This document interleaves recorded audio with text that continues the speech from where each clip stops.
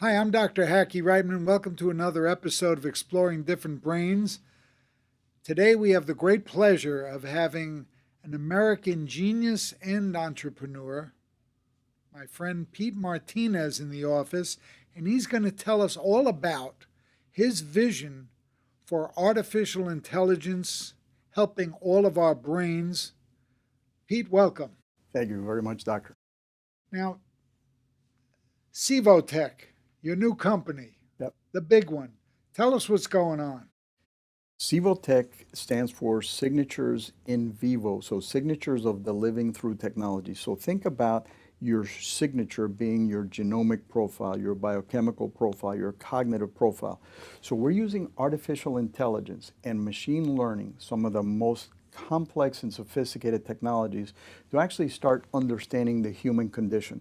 What is it unique about you that causes the following things, whether it be propensity to concussion or autism or a variety of different notions that we have right now, issues that we're dealing with that are very complex. So far, we've been dealing with the symptoms, but not with the root cause. We're going deep inside the body and figuring out, using some of the best technologies to actually understand it. So we've been very, very fortunate to have best minds, best technologies, and both business entrepreneurs to bring the science to market.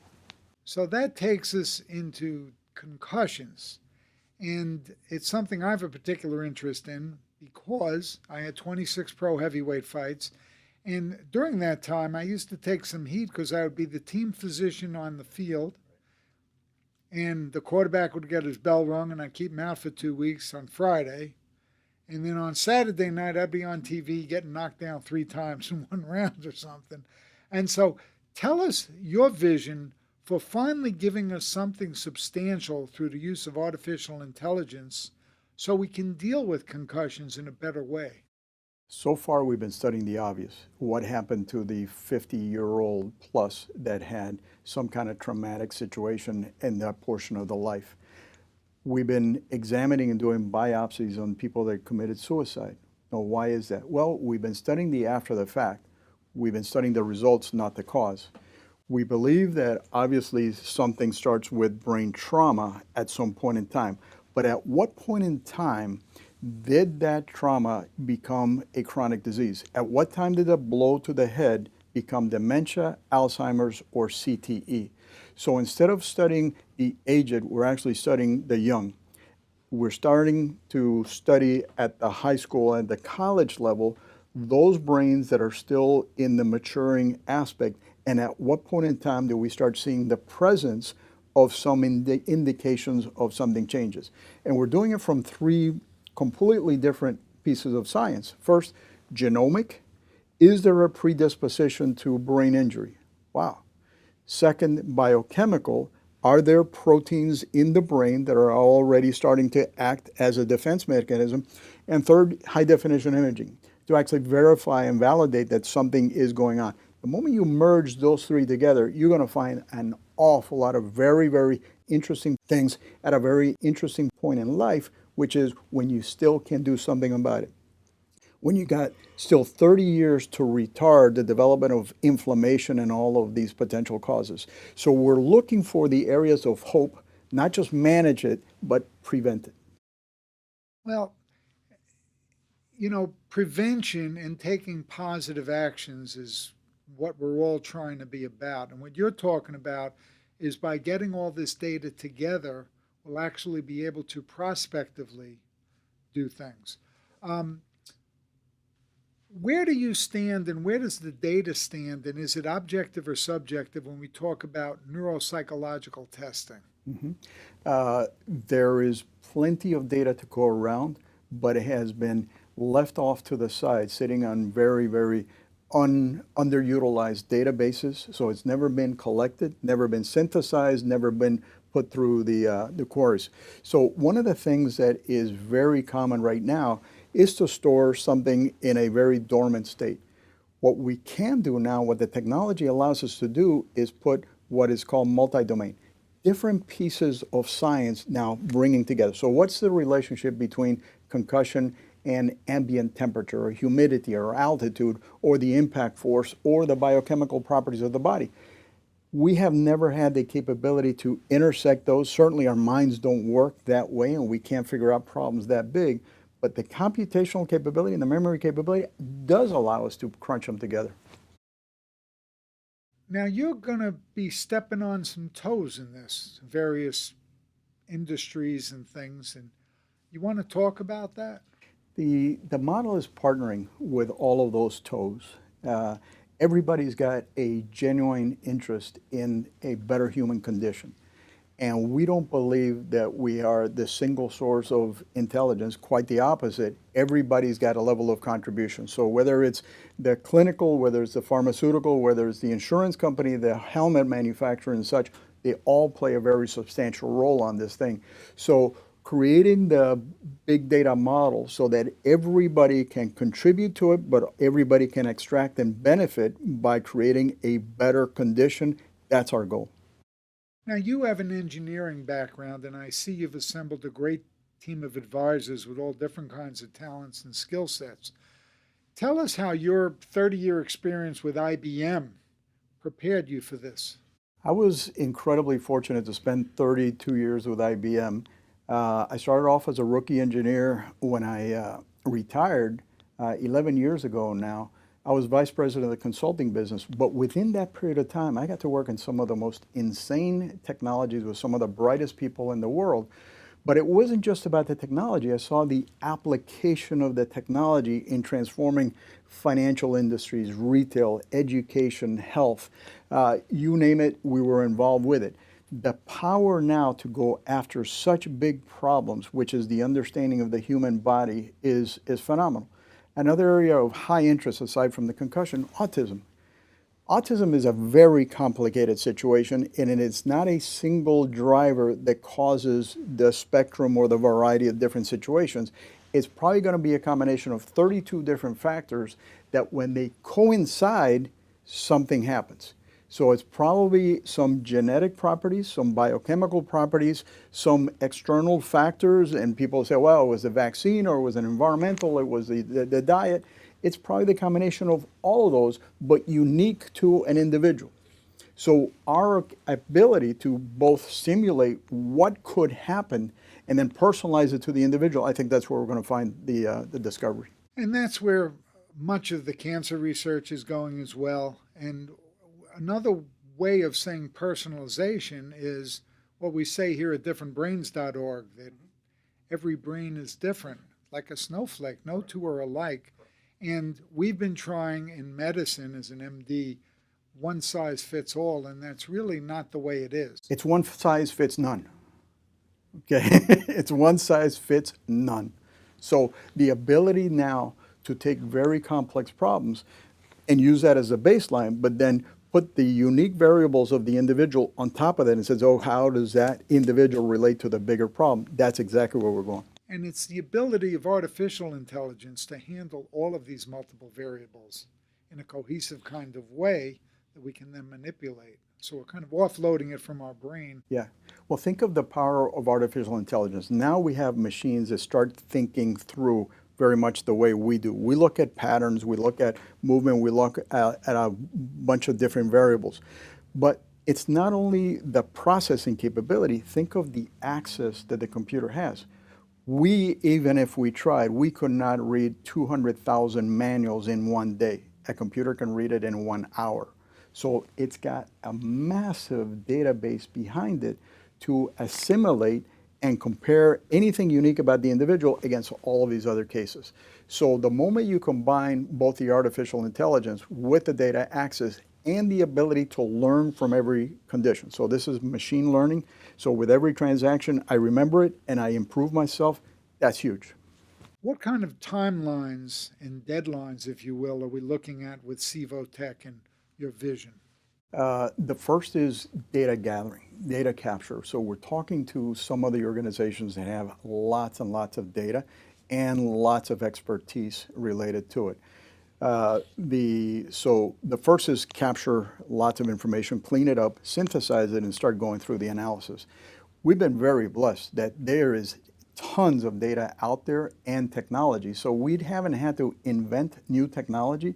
It's primarily applying it. Think of artificial intelligence has been around for 30 years, okay? But now it's gone down the cost curve and up the quality curve. So now we're at a very, very interesting leverage point. So our number one task right now is data. So if you have data, we want it. We're going to partner up with you. We'll give you all the credit in the world for it, but we're going to go through heavy discovery. It will take time. But it's not the traditional way of the petri dish, the mouse and the monkey, 15 years to resolve something. It will happen much, much quicker because now we're dealing with the speed of computing capability, which will happen in minutes, not in years. Tell us about some of your team members. I've met a couple of them, and their brains are high octane.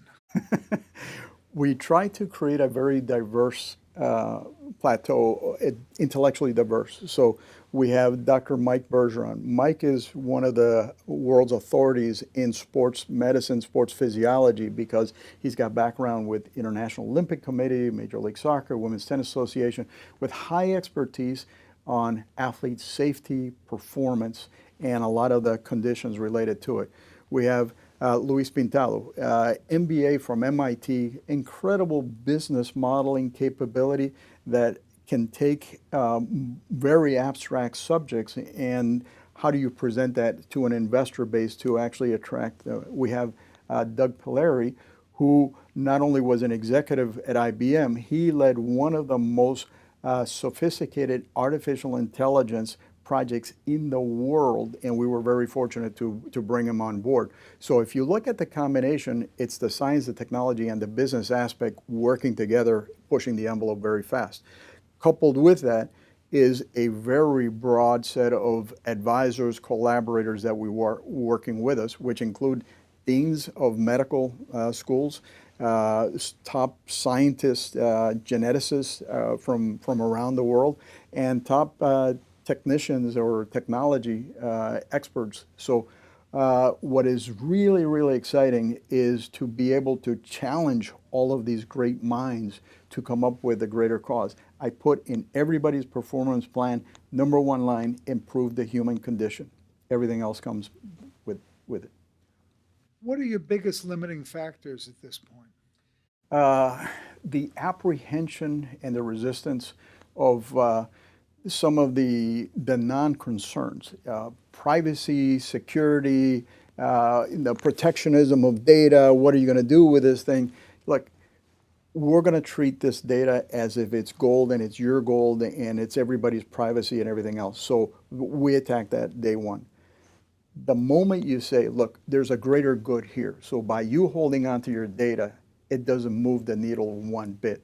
So we will put structures in place that provide the privacy, your ownership, and provide you the financial incentives to partner up with us and move very, very quickly. Our model and our motto has always been fail fast, fail often, but fail cheap, okay? By the ability to leverage the technologies that we have today, we can actually do all of that.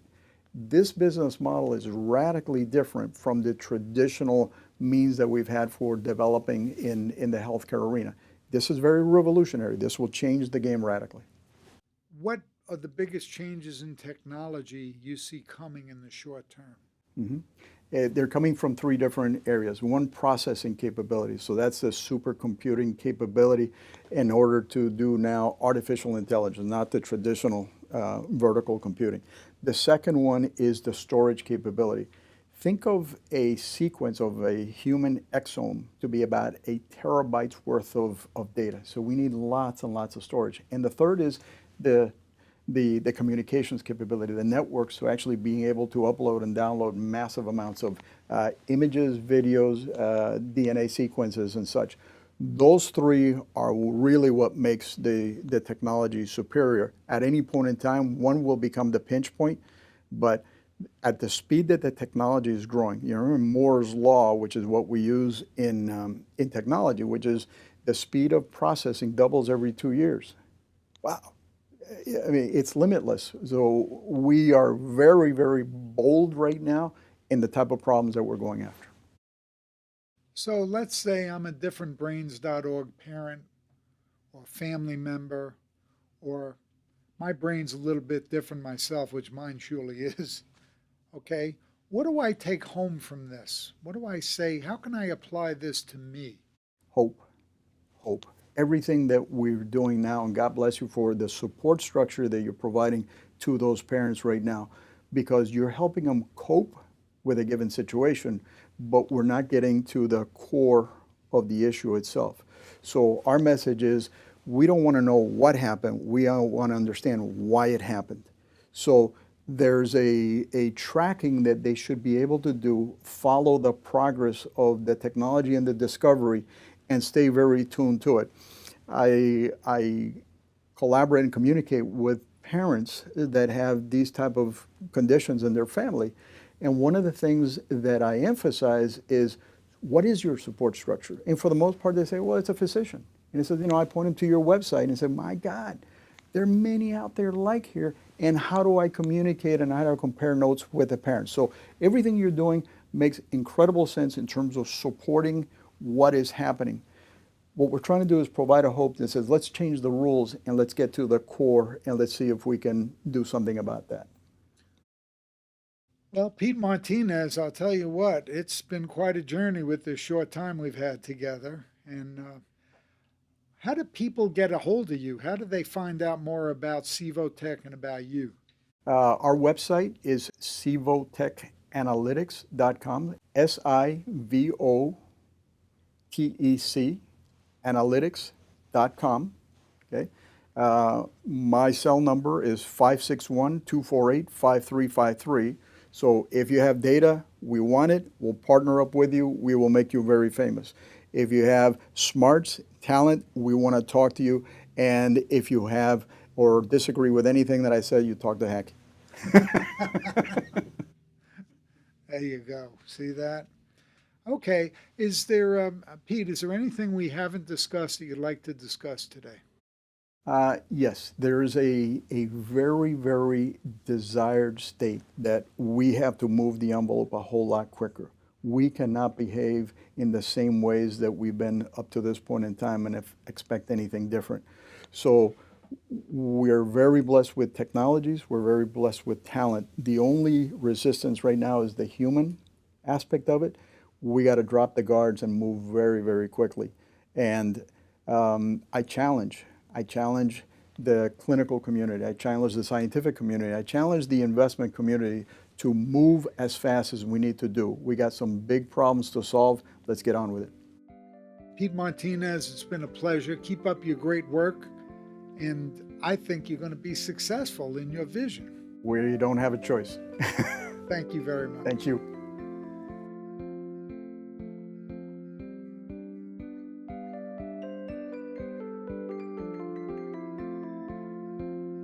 Exploring Different Brains is a production of Different Brains, Inc. For more information, visit us at differentbrains.org.